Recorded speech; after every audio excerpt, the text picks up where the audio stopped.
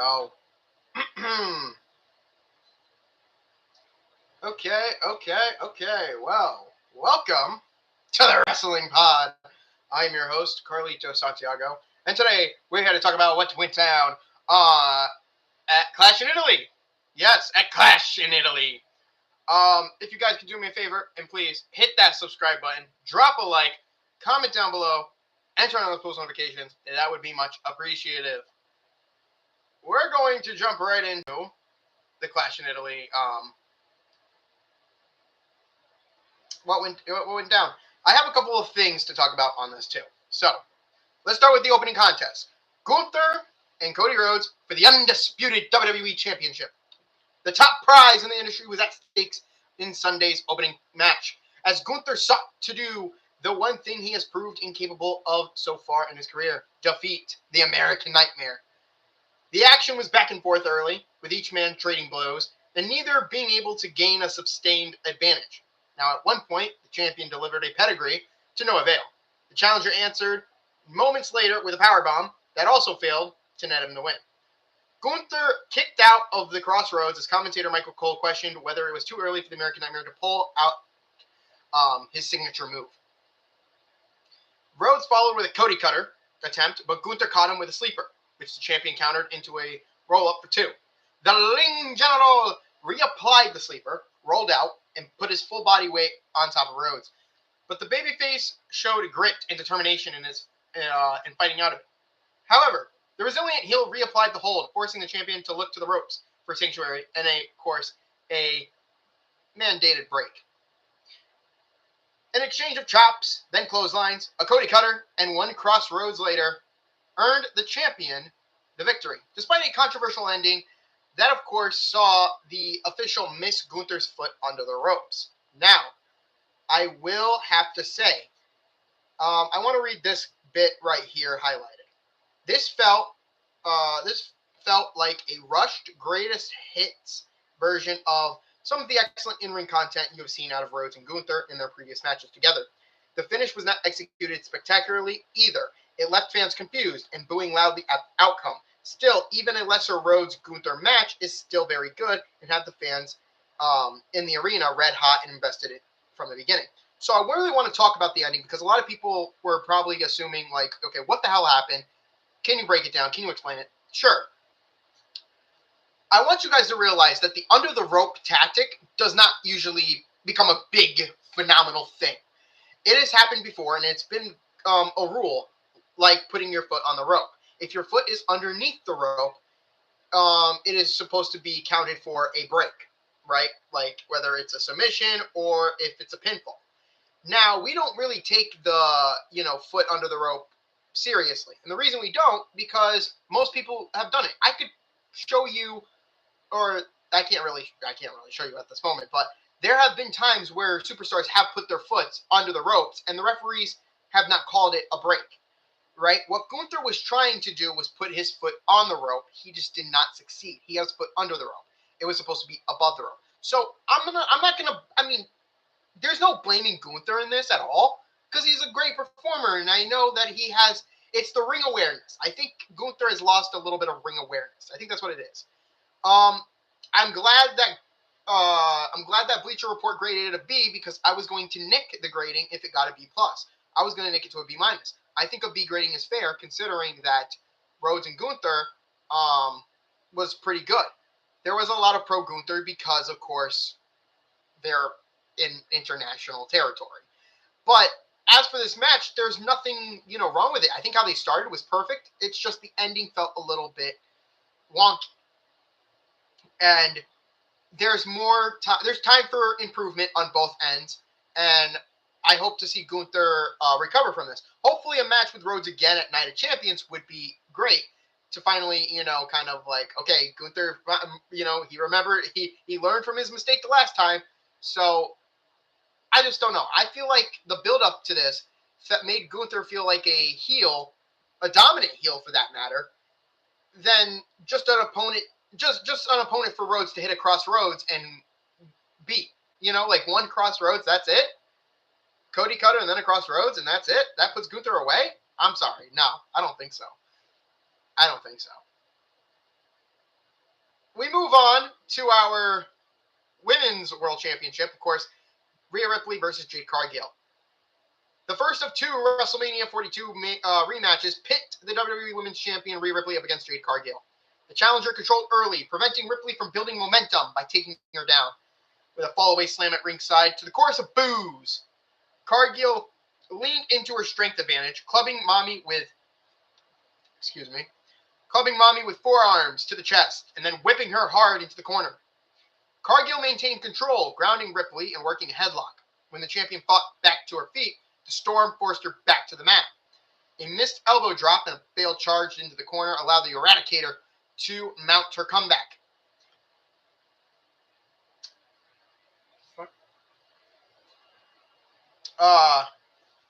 Ripley broke out a missile dropkick, a razor's edge, and a shining wizard, but she was unable to keep her opponent down as frustration and exhaustion set in. Cargill countered a riptide into a DDT, but the champion kicked out at two. A sit-down powerbomb followed for another near fall. Ripley recovered and followed up with a side superplex for a 2 count of her own. Her face painted with disbelief after the near fall. Now, of course, B-Fab and Charlotte Flair took turns breaking up the pinfall attempts by putting their allies' foot on the bottom rope, with Michin also there too. B-Fab did terrible trying to do that. Charlotte Flair coming out of nowhere and helping Ripley solidifies their inevitable friendship, I guess, or partnership. Yeah, partnership is better. Partnership. Remember, they've had history. They have history with each other. So, but seeing Flair come out and help out Ripley was needed. I felt that was a detail adder to the ongoing story that we have here. So with that in mind, keeping both women into the match, the Queen's distraction allowed Ripley to catch Cargill with the second riptide for the win. B+. And really, there's nothing to... this was as good as the WrestleMania match, if anything. These two put it out on the line. The fact that it was better than Cody Rhodes and Gunther surprises me. I'm sticking with the B+ grading, but again, I don't know. I honestly tried not to catch any of this match. I'll be honest with you, because I thought it was just going to be another letdown. That's okay. Femi took on Brock Lesnar. Guys, holy shit. I went on a limb and said that this was going to happen. Brock Lesnar entered the arena to a thunderous ovation from the crowd as he sought to right the wrong that was Femi's swift, dominant victory at WrestleMania 42. Darula entered to a camera-shaking ovation of his own in what felt like the final moments before a titanic main event level matchup. Lesnar attacked before the opening bell, bull-rushing the former NXT champion, delivering an F5. He then added a second, then a third, and then a fourth. He covered, but Femi kicked out, much to the disbelief of the beast incarnate. Lesnar applied the Kimura, but Femi fought out and slammed him to the mat, forcing him to break the hold. Darula tried for a chokeslam, but the heel escaped and delivered a fifth F5, only for the babyface to kick out again. Lesnar, of course, kicked out of a chokeslam before the action spilled to the floor. There, Lesnar delivered an F5 through the announce table. Femi stood right up, got back into the ring at the count of 9, showing no ill effect of the bump, and re-entering the ring, where he manhandled Lesnar. But one last F5 later, a total of 7 felled Femi and earned Lesnar the hard-fought victory. Listen, whatever WWE is going for, right now, Femi, as far as we know, is in the King of the Ring tournament going forward. Now, Raw just happened.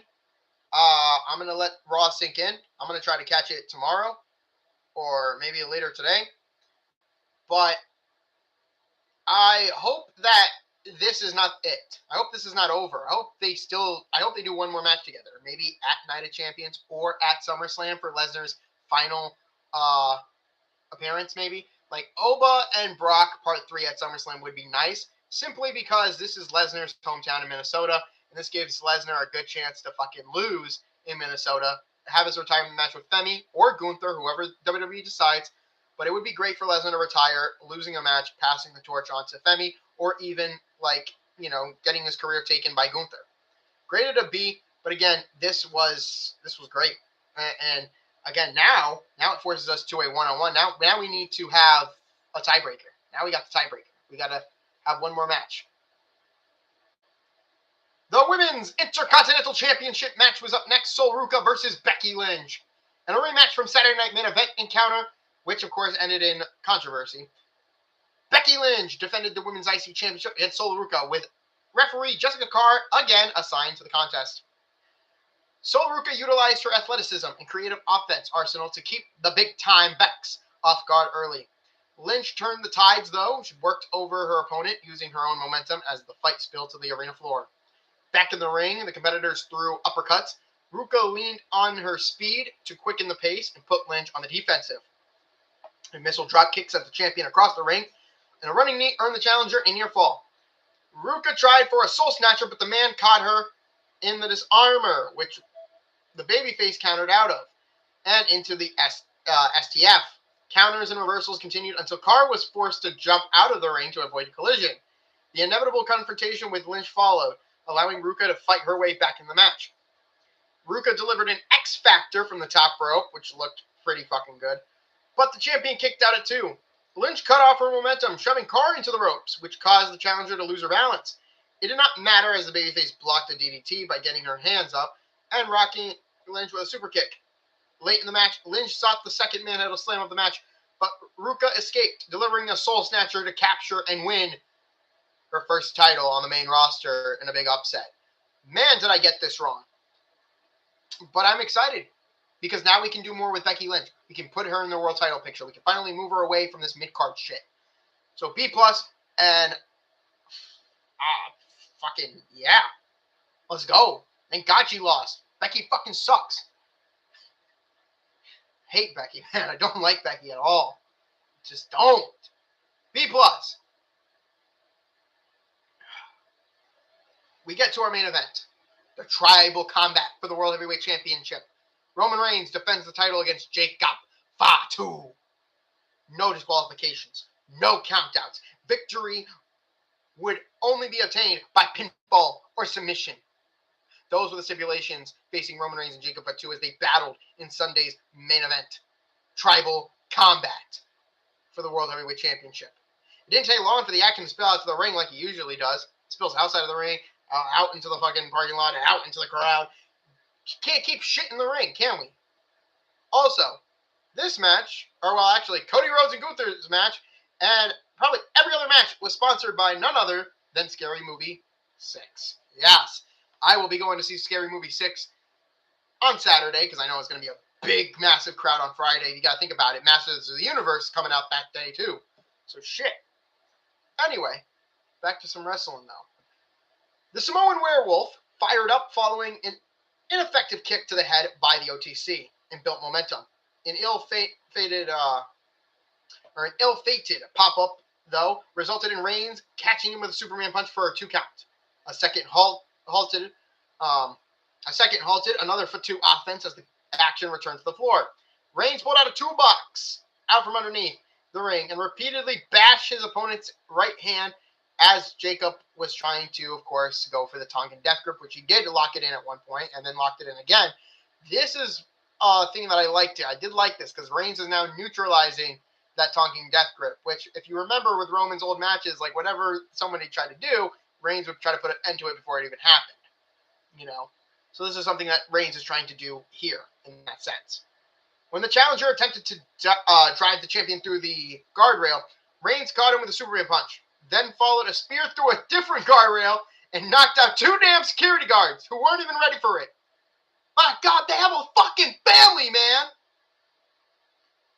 Back in the ring, he delivered another spear, but Fatu kicked out before the 3. I do this because I love you guys, Reigns says, embracing his inner gaslighter, then exposing the corner turnbuckles in defiance of claims that he needed one to win their backlash clash. Wow, why do they have to fucking...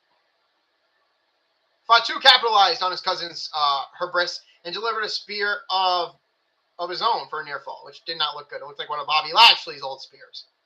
Anyway, the challenger delivered a moonsault and made the cover only for the champion to deliver a low blow during his kick out.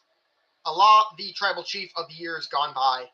Reigns recovered and repeatedly smashed his cousin's face first into the exposed turnbuckle and speared Jacob through the table.